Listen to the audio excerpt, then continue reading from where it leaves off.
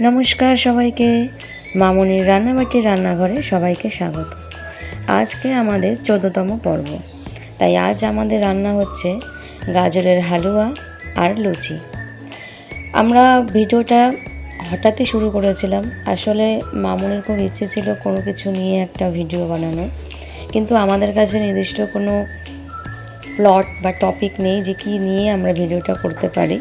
আর সবথেকে বড় কথা, যে মানুষগুলো খুব ব্যস্ত থাকেন এক সময়, তাদের কাছে যখন কাজটা কমে আসে বা আর কিছু করার থাকে না, তখন সত্যি করে একটা একঘরে ব্যাপার থেকেই যায়।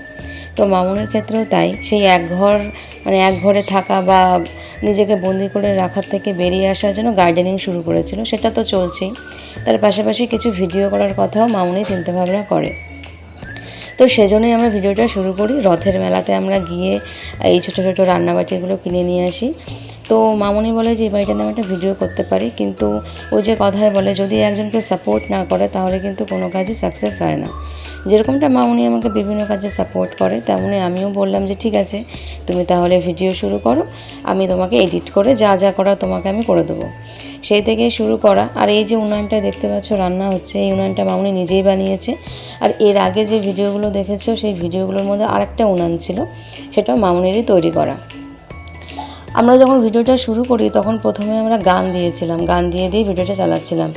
মামুনির যেটুকুই ফলোয়ার্স থাকুক না কেন, তাদের মধ্যে যারা সবাই ভিডিওটা দেখে, কমেন্ট করে, তারা সবাই বলে যে তোমরা শুধু গান চালিয়েছো কেন, তোমরা ভয়েস ওভার বলো, কিছু বলো, কি রান্না হচ্ছে, কিভাবে কি করছো, কোনো গল্প বলো। এভাবে করে সামনেও সবাই বলে, কমেন্টেও সবাই জানিয়েছে। তো সেজন্য ঠিক করেছি যে এখন থেকে আমরা ভিডিওর মধ্যে ভয়েস ওভার দেবো। তার কারণ হচ্ছে তাহলে ভিডিওটা আরও বেশি সুন্দর যেন দেখায়। কিন্তু মামুনির কথা বলতে, ভিডিওর সাথে সাথে বলতে একটু অসুবিধা হয়, তাই আমি শুরুর দিকগুলো আমিই করে দিচ্ছি। আশা করি মামুনি ধীরে ধীরে শিখে যাবে এবং সে নিজের ভিডিওতে নিজেই ভয়েস ওভার দেবে।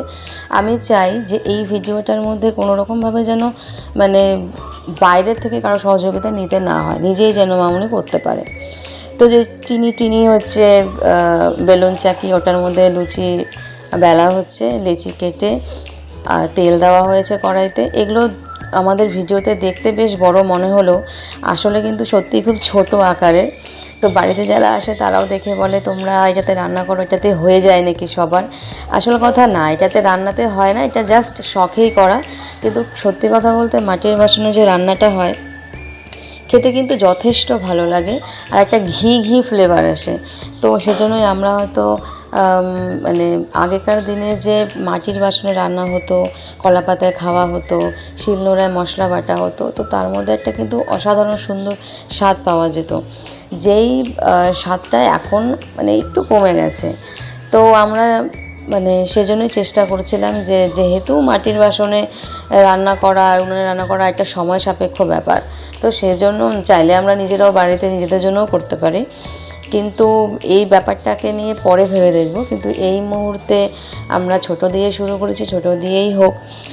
আর অনেকেই অনেক কমেন্ট করেছো যে শুরু থেকে দেখছি তোমরা নিরামিষ রান্না করছো, তোমরা একটু মাছ করো, মাংস করো, ডিম করো। ডেফিনেটলি আমরা সেটাও শুরু করব, কিন্তু ব্যাপারটা হচ্ছে এটা শ্রাবণ মাস, আমরা শ্রাবণ মাসে নিরামিষ খাই, তো সেজন্য সারা মাস জুড়ে আমাদের নিরামিষ চলে। তো সেই ক্ষেত্রে এই মুহূর্তে তো আমরা আমিষ করতে পারছি না, তবে যেটুকু করার চেষ্টা করে যাচ্ছি।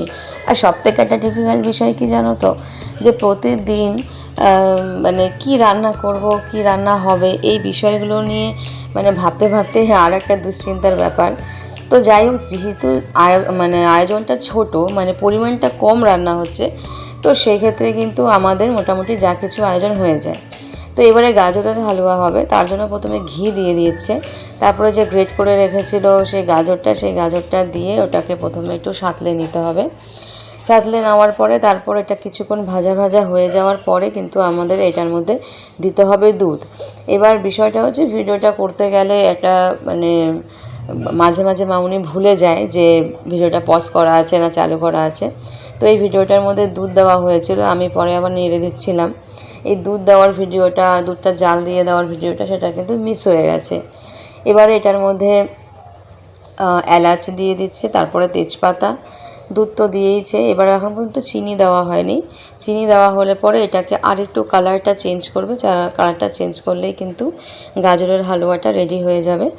তো আরও ফুটলে পরে ব্যাপারটা মানে আরও একটু বেশি গ্রেভিটা মানে টেস্টি হবে। তো চিনি দিয়ে দেওয়া হচ্ছে। চিনি দেওয়ার পরে দেখো কেমন একটা সুন্দর মানে গাজরের যে কালারটা সেটা দুধের সাথে মিশে গিয়ে দারুণ একটা সুন্দর কালার হয়েছে। দেখো ভিডিওর মধ্যে দূরে কিছু ফল রয়েছে, সেগুলো কিন্তু মাটিরই তৈরি। আচ্ছা, মামনি এখন কাজু বাদাম দিয়ে দিচ্ছে গাজরের হালুয়াটার মধ্যে। তো যেটা বলছিলাম, ওই যে মাটির যে ফলগুলো ওগুলো কিন্তু দারুণ সুন্দর দেখতে।